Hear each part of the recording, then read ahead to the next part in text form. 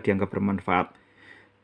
Baik teman-teman, untuk Raja-Raja Majapahit ini, kalau ada pertanyaan siapakah nama raja pertama Majapahit, banyak yang menjawab Raden Wijaya. Tapi kalau pertanyaannya siapa raja terakhir Majapahit, banyak juga yang menjawab Prabu Brawijaya V. Pertanyaannya, apakah silsilah Brawijaya V itu nyambung dengan Raden Wijaya? Nah, itu akan kita bahas dalam video kali ini. Jadi saya sudah membuat silsilah raja-raja Majapahit berdasarkan sumber purbakala, yaitu berupa prasasti dan naskah-naskah rontal. Rontal yang saya gunakan di sini adalah Pararaton dan Nagarakertagama. Pararaton itu ditulis sesudah Majapahit runtuh sekitar abad 15 atau 16. Meskipun demikian, Pararaton itu banyak yang cocok dengan prasasti, ya. Sedangkan Nagarakertagama ditulis saat Majapahit sedang jaya-jayanya, sehingga banyak pihak yang menganggap Nagarakertagama itu lebih valid daripada Pararaton yang ditulis sesudah Majapahit runtuh. Tapi Nagarakertagama itu walaupun valid tapi tidak lengkap karena hanya bercerita sampai era Hayam Wuruk saja, ya. Sedangkan sesudah Hayam Wuruk itu mau tidak mau yang kita gunakan adalah Pararaton karena Pararaton lebih lengkap, ya. Nah, di sini kalau menurut Pararaton, raja pertama Majapahit adalah Raden Wijaya. Jadi Raden Wijaya itu sumbernya dari Pararaton. Sedangkan dari Nagarakertagama tertulisnya Dyah Wijaya, ya. Nagarakertagama ditulis oleh pujangga istana, makanya ditulisnya Dyah Wijaya. Dyah itu adalah gelar untuk pangeran atau putri raja, itu pakai Dyah, ya. Sedangkan Pararaton ditulis di luar istana. Rakyat jelata itu kalau manggil pangeran itu pakai Raden, ya. Jadi Raden itu dari kata Rahadian.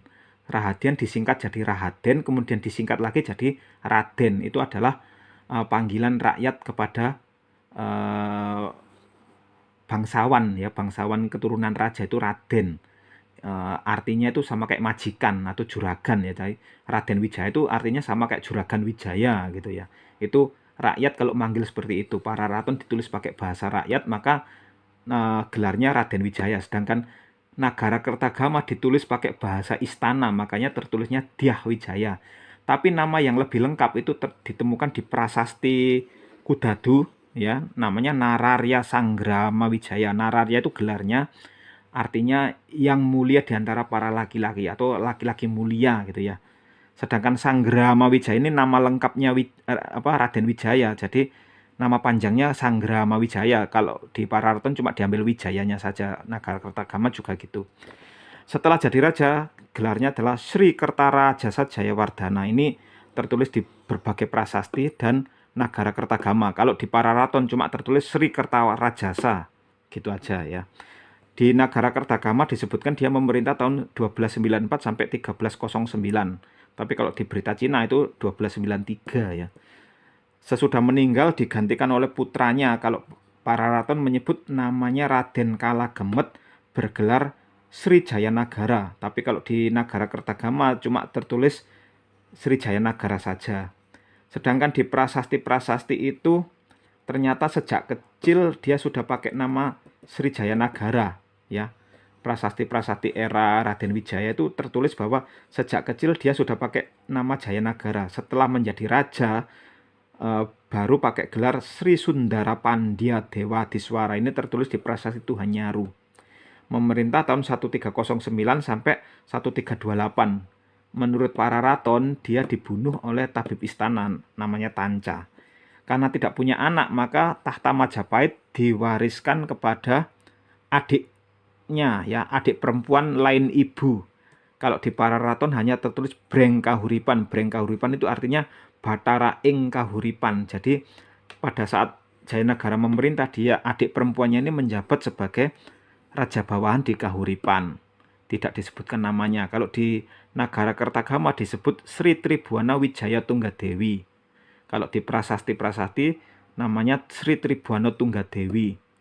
Nama aslinya ditemukan di prasasti Canggu, yaitu Dyah Sri Gitarja. Memerintah 1328 sampai 1350. Ketika putranya yang bernama Hayam Wuruk ini umur 16 tahun dia menyerahkan tahta kepada Hayam Wuruk. Kemudian dia kembali menjadi raja bawahan di Kahuripan, tapi sekaligus membimbing putranya. Dia mengepalai dewan penasehat namanya Batara Saptaprabu. Jadi Batara Saptaprabu dipimpin oleh Ibu Suri ini, Tribhuwana Tunggadewi. Nah, Hayam Wuruk ini dia Sri Hayam Wuruk. Kalau di prasasti bergelar Sri Rajasa Nagara. Kalau di Pararaton dia punya nama asli Raden Tetep, ya, pakai taling. Jadi bacanya Tetep, bukan tetep. Nah, kalau di Nagara Kertagama ya ini Hayam Wuruk bergelar Rajasa Nagara. Menurut Pararaton dia memerintah sampai 1389. Setelah meninggal, tahta Majapahit diwariskan kepada menantunya sekaligus keponakan, ya. Namanya Brayang Wisesa kalau di Pararaton. Menikah dengan putri mahkota namanya Bre Lasem Sang Ahayu. Raja bawahan di Lasem yang cantik. Kalau di Nagara Kertagama putri mahkota ini namanya Kusumawardhani, ya. Sedangkan Brayang Wisesa ini kalau di Nagara Kertagama namanya Wikramawardhana, putra dari Bre Pajang. Kalau di Pararaton adiknya Hayam Wuruk itu cuma disebut Bre Pajang gitu aja. Sedangkan di Nagara Kertagama disebut Sri Wardhana Duiteswari. Nama aslinya ditemukan di Prasasti Waringin Pitu yaitu Dyah Nertaja. Kemudian setelah Wikramawardhana meninggal, tahta diwariskan kepada putrinya yang bernama Dewi Suhita. Kenapa? Karena putra mahkotanya meninggal lebih dulu, ya. Putra mahkotanya meninggal lebih dulu sehingga setelah Wikramawardhana dan Kusumawardhani meninggal, tahta diwariskan kepada anak perempuan namanya Dewi Suhita. Dewi Suhita bergelar Batara Prabu Setri, jadi raja perempuan. Dia memerintah bersama suaminya. Suaminya ini sepupunya sendiri, putra dari Sri Surawardhani. Itu kalau di Nagara Kertagama. Kalau di Pararaton namanya Bre Kahuripan, ya. Nah, Ajiratna Pangkaja bergelar Bra Parameswara memerintah bersama Dewi Suhita sampai tahun 1447. Karena tidak punya keturunan, maka digantikan oleh adik bungsunya yang menjabat sebagai Bre Tumapel, kemudian bergelar Sri Kertawijaya. Tapi kalau di Prasasti Waringin Pitu, Dyah Kertawijaya ini nama aslinya bergelar Sri Wijaya Parakramawardhana, ya. Menurut Pararaton dia memerintah sampai 1451. Kemudian digantikan oleh Raja Sawardhana yang bergelar Sang Sinagara. Cuma Pararaton tidak menyebutkan hubungan mereka itu apa, ya. Hubungannya apa? Kalau kita cocokkan dengan Prasasti Waringin Pitu, Raja Sawardhana ini punya nama asli Dyah Wijaya Kumara. Dia namanya disebut sebagai laki-laki kedua sesudah raja. Nah, ada sejarawan yang menafsirkan dia ini adik raja, ada yang menafsirkan dia ini menantu raja, ada yang menafsirkan dia ini putra sulung raja. Saya ikut tafsir bahwa dia adalah putra sulung raja. Kenapa? Kalau dia disebut sebagai menantu raja, disebut sebagai adik raja, itu bertabrakan dengan Pararaton, karena Pararaton menyebut Kertawijaya ini putra bungsu. Ya, karena putra bungsu ya maka lebih masuk akal kalau dia ini anak sulung Kertawijaya. Tapi di sini garisnya saya buat putus-putus karena statusnya masih diperdebatkan, ya. Maka saya buat putus-putus. Kemudian dia meninggal tahun 1453. Kemudian tahta Majapahit ini kosong 3 tahun. Kalau dalam Pararaton disebutkan telung tahun Tanhana Prabu. Ya, sesudah 3 tahun tidak ada raja, kemudian Bre Wengker naik tahta bergelar Brahyang Purwawisesa tahun 1456. Ini kalau kita cocokkan dengan Prasasti Waringin Pitu yang menjabat sebagai Batara ing Wengker itu bernama Dyah Suryawikrama bergelar Girisawardhana, ya. Itu kalau kita cocokkan dengan Prasasti Waringin Pitu. Nah, karena namanya disebut sesudah Raja Sawardhana, laki-laki sesudah Raja Sawardhana, maka tafsirnya dia adalah adik Raja Sawardhana atau putra kedua Kertawijaya. Sesudah meninggal tahun 1466, para raton memberitakan yang menjadi raja adalah Bre Pandansalas yang pernah menjadi Bre Tumapel ya. Kita cocokkan dengan Prasasti Waringin Pitu yang menjabat sebagai Bathara ing Tumapel adalah Singhawickramawardhana yang punya nama asli Dyah Suraprabawa ya. Selain itu ada juga Prasasti Trowulan 3 yang menyebut Dyah Suraprabawa adalah putra bungsu Sri Maharaja. Ya, jadi di sini garisnya saya buat lurus karena ini statusnya sudah jelas ya, dia adalah putra bungsu raja yaitu Kertawijaya. Nah, dia juga punya bukti prasasti yaitu Prasasti Pamintihan. Dyah Suraprabawa bergelar Sri Singhawickramawardhana. Sedangkan Brayang Purwawisesa, Raja Sawardhana dan Suhita ini belum ditemukan prasastinya ya. Mereka belum ditemukan prasastinya, tapi Sangsi Nagara ini tertulis dalam catatan Portugis. Ya, walaupun dia tidak ada prasastinya tapi dia tertulis dalam catatan Portugis. Nah, sesudah itu Bre Pandansalas ini diberitakan meninggal dalam istana tahun 1478 dalam Para Raton. Sesudah itu ceritanya habis, Para Raton ceritanya habis,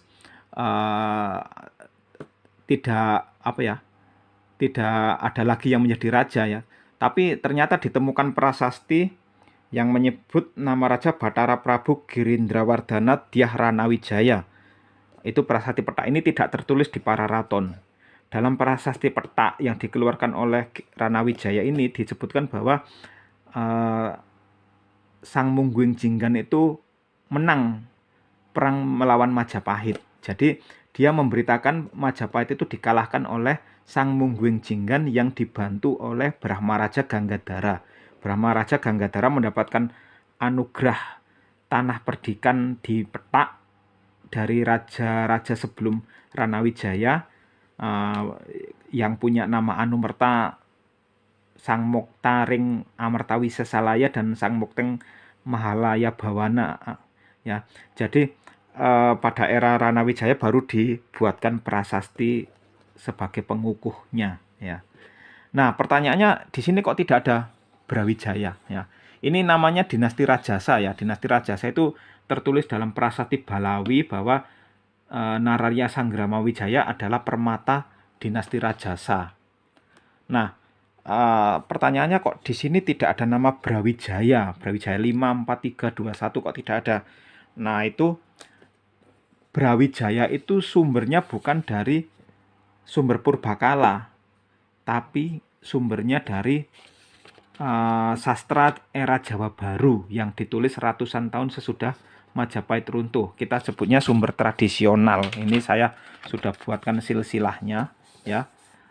Raja-raja Majapahit dari sumber tradisional yang ditulis oleh para pujangga era Jawa Baru, yaitu era dinasti Mataram. Dinasti Mataram itu meliputi Kartasura, Surakarta, Yogyakarta. Nah, yang saya pakai rujukan pertama adalah Babat Tanah Jawi.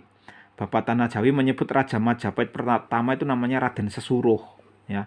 Kenapa kok bukan Raden Wijaya ya? Karena waktu itu belum ada penelitian arkeologi, belum ada penelitian prasasti, belum ada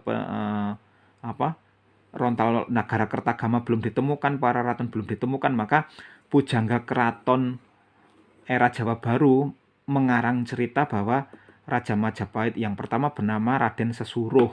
Dugaan saya ini meniru nama Jaka Susuru, itu tokoh legenda Sunda yang putra Prabu Siliwangi yang mendirikan kerajaan Tanjung Singuru di daerah Cianjur. Nama Jaka Susuru kemudian diambil oleh pujangga Jawa Baru, dijadikan sebagai pendiri kerajaan Majapahit. Jadi ceritanya diganti gitu ya. Kenapa? Karena waktu itu Raden Wijaya belum dikenal, belum diketahui. Raden Sesuruh punya anak Prabu Anom punya anak Prabu Adaningkung, punya anak Prabu Hayam Wuruk, punya anak Prabu Lembu Amisani, punya anak Prabu Bratanjung, punya anak Raden Alit bergelar Prabu Brawijaya. Jadi kalau menurut Babat Tanah Jawi yang bergelar Brawijaya itu cuma satu, raja terakhir saja. Dia adalah keturunan Raden Sesuruh, bukan keturunan Raden Wijaya ya. Sedangkan di naskah yang lebih muda nama Brawijaya itu lebih dari satu ya. Saya ambil rujukan Serat Pustaka Raja ini disusun oleh Raden Ngabei Ronggowarsita sekitar abad 19. Itu serial ya. Jadi ada Pustaka Raja Purwa, Pustaka Raja Madya, Pustaka Raja Antara, Pustaka Raja Puwara, Pustaka Raja Wasana. Nah, ini di Pustaka Raja Puwara. Namanya Raden Tanduran. Sesudah berkelana ganti nama jadi Jaka Sesuruh. Kemudian setelah jadi raja pakai gelar Prabu Bratono. Punya anak Raden Anom bergelar Prabu Brokumara. Brokumara punya anak Raden Adiningkung atau Adiwijaya bergelar Prabu Brawijaya Pertama ya. Nah, Brawijaya Pertama digantikan oleh putrinya bernama Dewi Subasiti bergelar Ratu Ayu. Kalau di cerita tradisional terkenalnya Kencana Wungu ya. Itu di Serat Kondo, Serat Damarwulan ya, Kencana Wungu. Menikah dengan Damarwulan yang bergelar Prabu Brokusumo. Jadi Dewi Subasiti atau Kencana Wungu ini memerintah bersama suaminya yang bernama Damarwulan. Ini anak patih ya, anak patih bergelar Prabu Brokusumo. Tapi dia digulingkan oleh adik dari Subasiti namanya Raden Hayam Wuruk. Waktu Subasiti ini jadi raja, Hayam Wuruk ini jadi raja muda bergelar Prabu Partowijaya. Sesudah dia menggulingkan kakaknya, dia bergelar Prabu Brawijaya III. Nah, kemudian Brawijaya III digantikan oleh Lembu Amisani bergelar Brawijaya Hayam Wuruk ini bergelar Brawijaya II. Brawijaya II digantikan oleh Lembu Amisani bergelar Brawijaya III. Kemudian digantikan Bratanjung bergelar Brawijaya IV. Lalu digantikan Raden Alit waktu jadi raja muda bergelar Prabu Ongkowijaya, bergelar Prabu sudah jadi Raja Majapahit bergelar Prabu Brawijaya V. Nah, jadi Brawijaya V itu sumbernya dari cerita tradisional, bukan dari temuan purbakala ya. Jadi Brawijaya 1, 2, 3, 4, 5 itu sumbernya dari sumber-sumber tradisional yang ditulis oleh pujangga era Jawa Baru ya. Salah satunya adalah Pustaka Raja ini. Tapi apakah Pustaka Raja ini satu-satunya naskah yang menulis Brawijaya 1, 2, 3, 4, 5 ya? Tidak ya. Ada naskah-naskah lain seperti Serat Babat Majapahit, tapi yang saya jadikan rujukan yang Pustaka Raja saja. Nah, jadi di sini terbukti bahwa Brawijaya 1, 2, 3, 4, 5 itu tidak nyambung dengan silsilah Raden Wijaya. Raden Wijaya ini dinasti Rajasa ya. Ini saya sebut dinasti Brawijaya yang ini, yang tradisional. Cuma zaman sekarang itu banyak yang rancu Brawijaya ini dihubung-hubungkan dengan silsilah dinasti Rajasa. Salah satunya itu dari sejarawan Solikin Salam itu menghubungkan bahwa Kertawijaya itu Brawijaya 1, Rajasa Wardana Brawijaya 2, kemudian Purwawisata Brawijaya 3 dan seterusnya ya. Kalau saya tidak setuju dengan menghubungkan dua silsilah yang berbeda ini. Kenapa? Karena kalau Brawijaya 1 adalah Brawijaya 1 adalah Kertawijaya. Lalu Brakumara ini siapa? Bratono ini siapa? Kalau Bratono ini Raden Wijaya, Brakumara ini Jayanegara. Lalu Tribona Tunggadewi, Hayam Wuruk, Wikramawardhana itu siapa? Nggak ada di sini ya. Oleh karena itu daripada dihubung-hubungkan seperti itu lebih baik biar jalan masing-masing saja. Ini jalurnya jalur arkeologi, ini jalurnya jalur tradisional. Mereka punya jalur sendiri-sendiri ya. Itu kalau saya, kalau teman-teman lebih setuju ini digabungkan ya silakan. Tapi kalau saya tidak setuju kalau ini digabungkan karena ceritanya sudah beda. Meskipun di sini ada nama Hayam Wuruk ya. Meskipun ada nama Hayam Wuruk, tapi ceritanya sudah beda dengan Hayam Wuruk yang versi purbakala, sudah beda. Hayam Wuruk yang versi purbakala kan putra dari Tribhuwana Tunggadewi. Tapi kalau Hayam Wuruk versi tradisional itu ini menggulingkan Kencana Wungu, dia adalah putra dari Brawijaya Pertama. Jadi meskipun namanya sama-sama Hayam Wuruk, tapi ceritanya sudah beda ya. Jadi menurut saya lebih baik ini biar jalan sendiri-sendiri. Majapahit itu tuh ada dua. Ada Majapahit versi Purbakala, ada Majapahit versi tradisional. Ya, kita nikmati bersama-sama. Kalau ini kita nikmati dari sudut pandang sejarah, kalau ini kita nikmati dari sudut pandang sastra. Jadi sama-sama bisa dinikmati ya, dengan sudut pandang masing-masing. Kalau mau digabungkan ya silakan, tapi saya tidak akan menggabungkan dua silsilah yang berbeda ini. Oke, teman-teman, sampai di sini dulu video kita kali ini. Terima kasih sudah menyaksikan. Sampai jumpa pada video selanjutnya. Salam budaya.